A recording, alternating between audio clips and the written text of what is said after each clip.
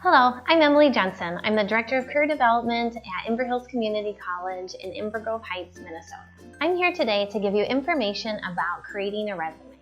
Sure, you could Google resumes, but I promise you will find some outdated information or information that's geared towards your general job seeker. As a student currently enrolled in college, you are not considered a general job seeker. Your resume should be different and reflect the unique things you'll bring to the job search.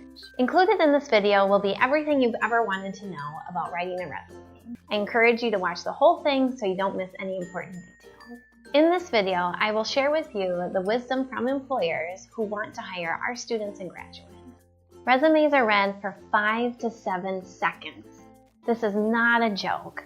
An employer is going to look at your resume for 5 to 7 seconds before they make the decision whether or not they want to continue to read your resume. It's your job to make sure that you have clearly communicated to the employer why you match the job descriptions and you're going to be perfect for the job. How do you do that? Let's get started.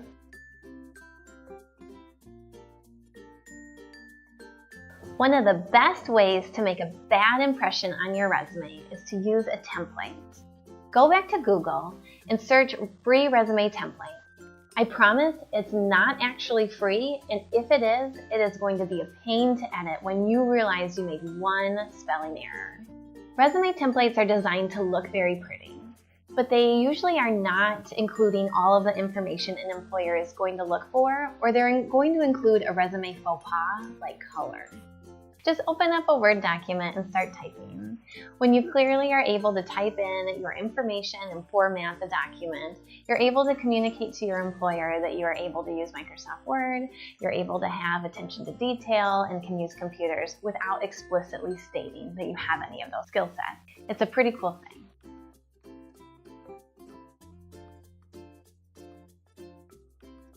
A resume is made up of several sections.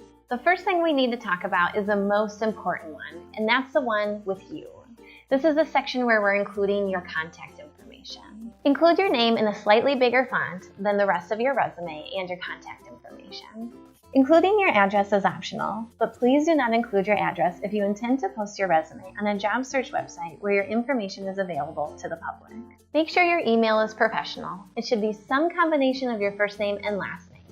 While we're at it, let's update your voicemail and make sure it's the exact first impression you'd like to give your future employer. If you want to include your LinkedIn profile, you can do so here, but make sure your profile is complete and ready to be viewed by a potential employer.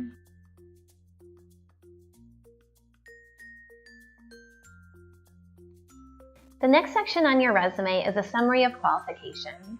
This section goes by many names: professional profile, summary of skills, sometimes just summary.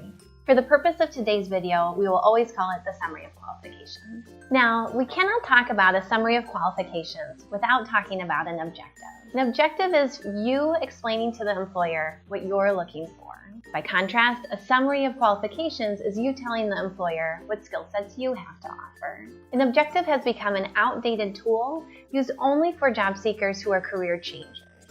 The reader knows you want the job, otherwise why would you be applying? So use a summary of qualifications. As I've shared, the summary of qualifications is where you highlight the skill sets you're bringing to your next employer.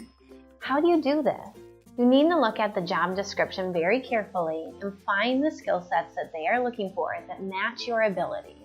Your summary should be 3 to 5 bullet points that match that job description. This means for every job you are applying to, you are tailoring your summary of skills to match the job description. This might sound like more work, but it will pay off in the long run when you can clearly communicate to the employer you have the matching skills.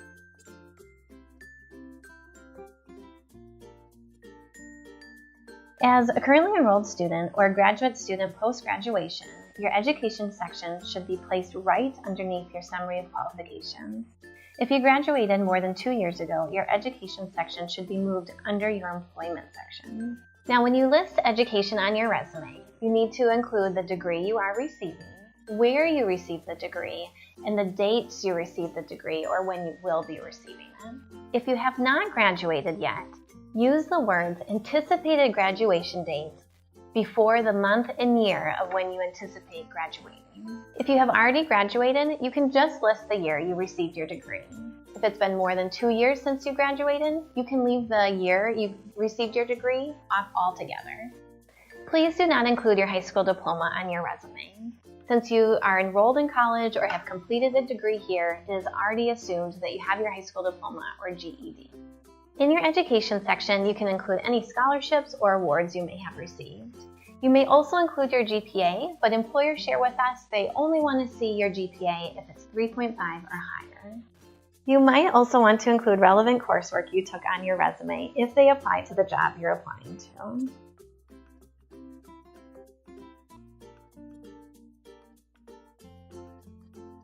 Your employment section is where you showcase your past and current employment. This should be written in reverse chronological order, meaning that your most recent job should be on top and your least recent job at the bottom.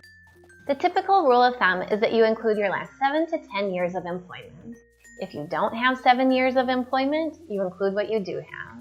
This section should include your job title, the place you worked, the city and state where you were employed, and the time frame you were employed at that job. The order in which I just listed these items is the order that they should be listed in. Remember, you only have 5 to 7 seconds to make an impression, so it is more important that your reader sees you were an assistant manager versus where you were an assistant manager. Under your job title and other necessary information, you should include 3 to 5 bullet points of the skills and tasks that you are doing at that job. These statements are called proof statements. It's important to remember that this should not be written in first person. A proof statement is where you show or prove to the employer that you have the skills they're looking for.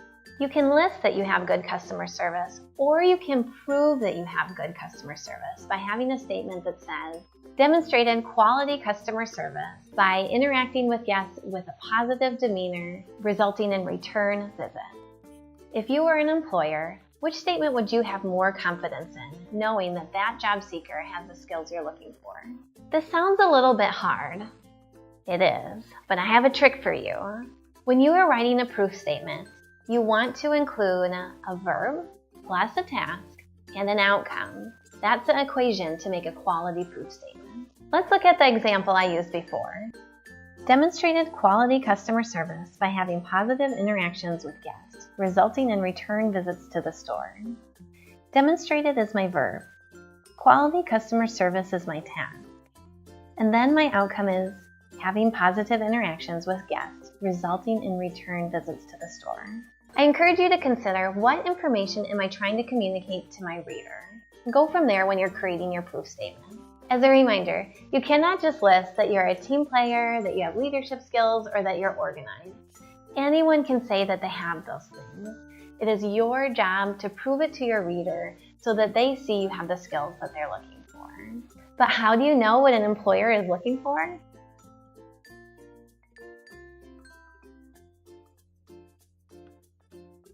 That's easy. Look at the job description. The employer has told you what they are looking for underneath the qualifications or skills section. Sometimes job postings are a little bit sparse. Take some time and look on the employer's website or look at other similar job postings to collect information to try to gather out the type of skills that are needed or necessary in your industry. When you find those commonalities, you have found keywords. Keywords are important because they may be used in something called an applicant tracking system. The applicant tracking system reviews your application to make sure you have the right skill sets to use the job and pass your application on to the hiring manager. As we spoke about before, your resume will be viewed for 5 to 7 seconds.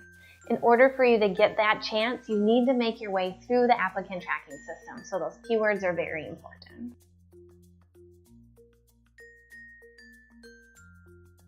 You might want to include other sections on your resume, but I encourage you to include only sections that are relevant to the job that you're applying to. If you're applying to be a human resources staff at a local business, it's probably not important to include that you run marathons. In contrast, if you're applying for a paraprofessional job at a local high school that has a track coach component to it, go ahead and include that you run marathons.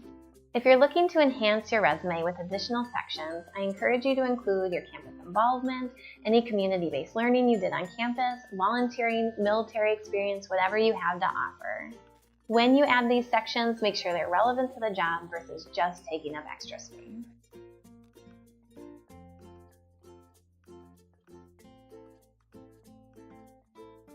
I'm going to leave our time together with just a few last reminders. Resumes are documents that you put a lot of time into and require a lot of edits and changes to as you progress in your job search.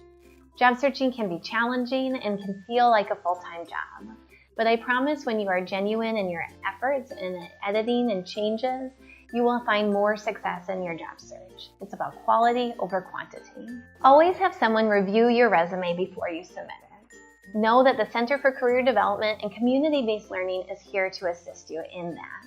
You can meet one-on-one with a resume expert or upload your resume to collegecentral.com/Inver to have your resume reviewed electronically, or come to one of our many events we have on campus. You can always find out about these things and different opportunities by stopping by our office. Come to College Center on the second floor across from Counseling and Advising, and you'll find the staff at the Center for Career Development and Community-Based Learning. Don't forget to check out our Facebook page by searching for IHCC Career, and you'll get lots of updates and always know about great job leads, great opportunities, and fun tips. You can do this. Let's get started now.